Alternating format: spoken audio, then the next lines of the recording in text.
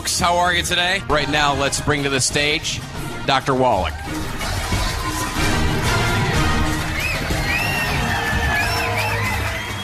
Thank you very much.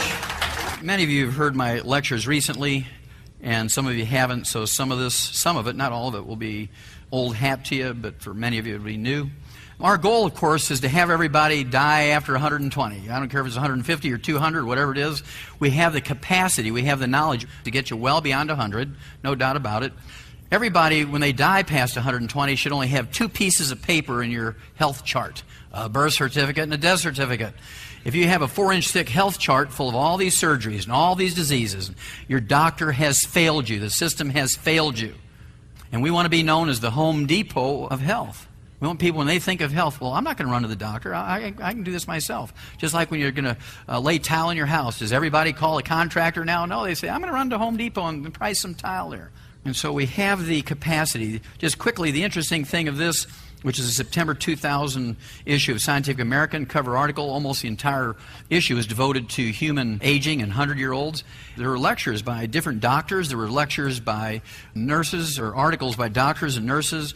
There were articles by nutritionists and dietitians, geneticists, gerontologists. And they all had different agendas on how to live past 100, but there was a common thread amongst all their articles. And the common thread was that everybody who lived to be 100 were mean, feisty, rebellious patients who did not listen to their doctor's instructions. They couldn't figure it out. The people who listened to their doctor's instructions to the letter didn't make it. They had these 4-inch thick health charts, the ones who listened to their doctors. And you're going to find out why in just a second. Again, all the experts in genetics and gerontology tell us that we have the capacity very clearly to live to be 100. It's not like it's a secret. Everybody agrees on that. It's not a mystery. It's not a fable we're coming up with that you can live to be well beyond 100. People do it all the time. How many, raise your hand if you ever made a dish from a recipe, a cookbook, a magazine, card collection? I mean, we've all done that. I mean, us guys, they don't raise their hands, but yeah, they love to cook. Make pancakes, make Pillsbury Doughboy muffins, And the reason why they put pictures in cookbooks and things like that is so that you know where you're going. If I follow this recipe directly, and I use the flour they recommend, and I use the type of sugar they recommend, and use the right type of shortening they recommend, my fruit cake's going to look like that. My asparagus lemon dish is going to look like that. My cranberry stuffed pork loin roast is going to look like that. Okay, that's why they put the pictures there. The same thing is true when it comes to health care. We've been using the same recipe, if you will, for health care in the industrialized nations for over 300 years. And so we can predict what the recipe outcome is going to be. We can predict that already. We know what a 25-year-old looks like. We know what a 50-year-old looks like. We know what a 75-year-old looks like, and a 100-year-old, and so forth. And so you can kind of look down the line. If you follow your doctor's instructions, you eat the way everybody's eating, you know what you're going to look like. Well, this is a pretty typical 85-year-old American. You're in a nursing home. You have Alzheimer's disease. You have macular degeneration. You've had cataract operations. You're deaf. Your teeth are gone because you had periodontal disease, which is osteoporosis of the face and jaw.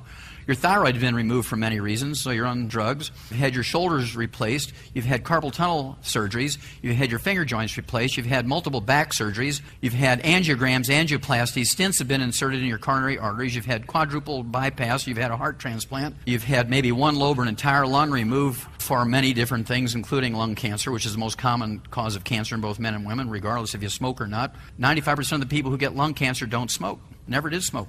There's a lot of good church-going Christians that never smoked, never been in a room with anybody who smoked, got lung cancer. That's because they're frying the fish after church and inhaling all those free radicals coming out of that frying oil. And then you can have your stomach banded and bypassed to lose weight, or maybe you had ulcers and had your stomach removed. You've had kidneys removed. You've had kidney stone operations. You've had gallbladders removed. You've had your colon removed for polyps and cancer. Women have had hysterectomy. Men have had their prostate gland removed.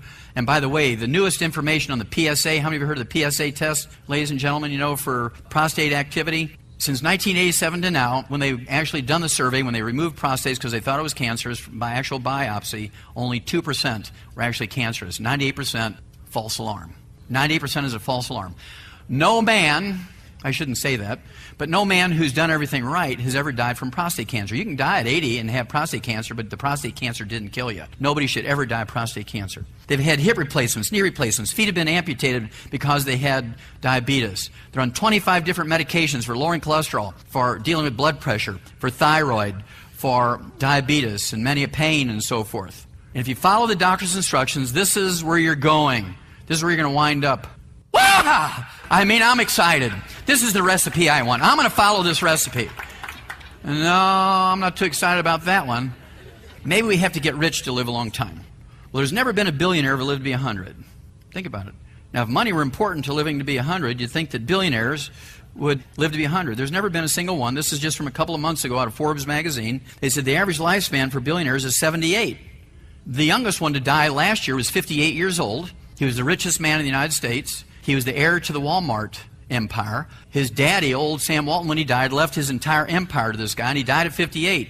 The richest man in America died at 58. You see, money didn't help him at all, did it?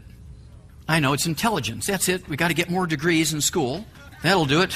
There's never been a Nobel Prize winner ever lived to be 100. Linus Pauling came close. The only guy who ever had 2 unshared Nobel Prizes, got to be smart, died of prostate cancer. You don't have to do that, right? Died of prostate cancer at 94. So there's never been a billionaire who lived to be 100. There's never been a Nobel Prize winner who lived to be 100. Why didn't I think of it before? It's fitness. That's what it is. Everybody says, doctors say fitness is good for you. You got to exercise. Don't worry about supplementing because you get everything you need from your food, but just exercise. With the exception of 2 black gentlemen from the old Negro Baseball League days in the 1920s and 30s, there's never been a professional athlete ever lived to be 100. Now, if fitness was important, you'd think a significant number of professional athletes would be living to be 100 because not only do this fitness thing, but they also have lots of money. So money and fitness combined doesn't save athletes. But I love this title. Heart attack claims another fitness guru. The average lifespan for professional athletes is 62. I want to go there. So what is it? What is it? How do people live to be 100? So we know it's not money. We know it's not intelligence. It's not fitness. So how do people live to be 100? Again, we can extrapolate information from animals. We've, in the last 75 years, tripled the lifespans of animals. Pet animals, laboratory animals, farm animals. We've tripled the lifespans. Do we do that with wonder drugs? No. Do we do that with genetically engineered protein, stem cells? Do we do that with heart transplants? No. We did it just by tinkering with the vitamins and minerals and the essential fatty acids, the amino acids in their little food. Human beings need 90 essential nutrients. You all know that. We need 16 minerals, 16 vitamins, 12 essential amino acids, 3 essential fatty acids. And fortunately for us, our food plants, our grains, vegetables, fruits, and nuts can take carbon dioxide from the air, use the sun's energy, and a process known as photosynthesis to manufacture carbon compounds. Wood, cellulose, starch, sugar, vitamins, amino acids, fatty acids. Yeah, plants can do all that. But you'll notice that plants cannot manufacture minerals. Plants cannot manufacture minerals. And 2/3 of the 90 essential nutrients are minerals. That's why we like to focus on minerals. Because even a blind hog can get an acorn sometime, as my daddy used to say. Which means that even if you're eating a cheeseburger with lettuce and tomatoes and onions on it for breakfast, lunch, and dinner, you can get some vitamins. You're going to get some vitamin C and beta-carotene and folic acid from the lettuce and tomatoes and onions. You're going to get some omega-3 essential fatty acids from the onions and the little sesame seeds on the top of the bun. You're going to get some B vitamin from the vitamin B enriched white flour in the bun. You're going to get some amino acids from the cheese, if it's real cheese, and the meat. You might get some calcium if it's real cheese on the sandwich, but that's it. But you could live to be 18 to 20 years of age. You might even be able to have babies and be fertile, until 18, 20 years of age. But if all you're living on is hamburgers or cheeseburgers with lettuce and tomatoes and onions on a breakfast, lunch, and dinner, you're in trouble. Because plants cannot manufacture minerals. And most of our degenerative diseases, most of the things that kill us and worry us as we live, are mineral deficiency diseases. Plants only need 9 minerals to be happy. We need 60. Plants can do very well on 3 elements. NPK, nitrogen, phosphorus, potassium. Farmers cannot afford to put in all 60 essential minerals. That's why they give animals pellets to make up that difference. They give them the pellets with all the nutrients in it to make up the difference because they don't know how many minerals are in that pasture. They could analyze it, but are they going to put 60 minerals in this pasture, this 10-acre pasture for these cows? No. So it's cheaper just to give the cow the pellets because they don't know how many minerals are in that hay or in that pasture. The longest-lived people in the industrialized nations, the one that have the highest average of longevity, are the Okinawans, and they live to be 85 on the average, and we live somewhere around 70, 72 on the average in America. And you go to Okinawa, it's 161 islands. Their soil is nothing but red sandy clay, much like the state of Georgia. There's a little bit of extra iron in there, but that wouldn't explain their 15 years living longer than us. And so Blake Graham and I went there, spent almost a week, and we spent the first couple of days at the Department of Agriculture studying the soil and soil chemistry and plant chemistry there in Okinawa. We didn't find out anything really unique. And then we talked to the old people. We talked to about 15 of them. Half of them were men, 7 of them were men, 8 were women. These were all 100-plus-year-olds.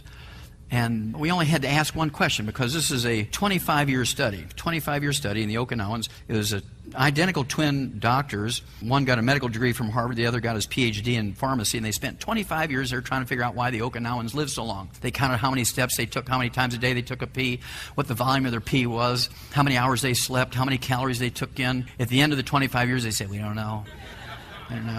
And so we weren't going to re-ask these questions. We only asked them one question. We got each one individually into a room so they wouldn't contaminate the others with their answers. We didn't want them thinking about the question. We only wanted them to hear the question, give the answer. So the question was, what did you do with your wood ashes and your rice straw ashes from your heating and cooking from the previous day? And the men said, we don't know. We're out there doing the samurai thing with the swords and doing the karate stuff, and we don't know. But the women, every one of them, gave the same story. Oh, we took the wood ashes and the rice straw ashes and put them in the garden as our grandmothers and our mothers taught us to do as a fertilizer.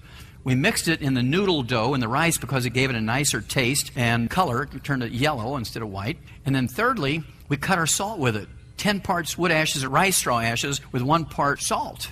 Because salt was very expensive, and so they would cut it just like a drug dealer cuts expensive cocaine with flour so that it would last longer. So they got plant minerals in 3 different ways. As fertilizer in the garden, culinary ashes, mix it in their noodles and rice, and also by cutting their salt with it.